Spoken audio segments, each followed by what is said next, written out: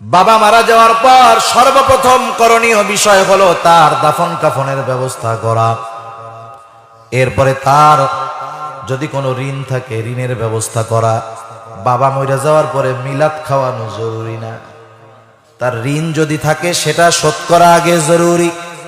4 দিনা করা কোনো জরুরি বিষয় নয়, 40 দিনা করা কোনো জরুরি বিষয় নয়, বরং তার ঋণ পরিশোধ করা অতীব জরুরি বিষয়।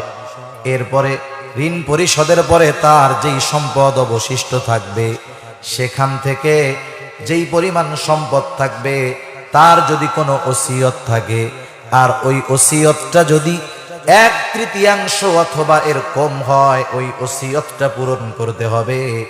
এরপরে যেই সম্পদ অবশিষ্ট থাকবে এগুলা ওয়ারিসদের মধ্যে যথাযথ ভাগ অনুযায়ী বন্টন করে দিতে হবে।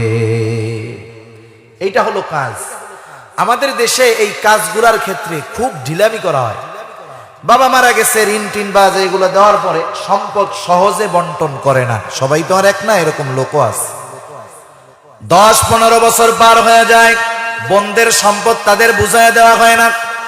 12 বছর পর বোন যখন এসে ভাইয়ের কাছে সম্পদটা বুঝে নিতে চায়, অনেক ভাই বোনের এই হক বুঝিয়ে দেওয়া তো বহুত দূরের কথা, সে যখন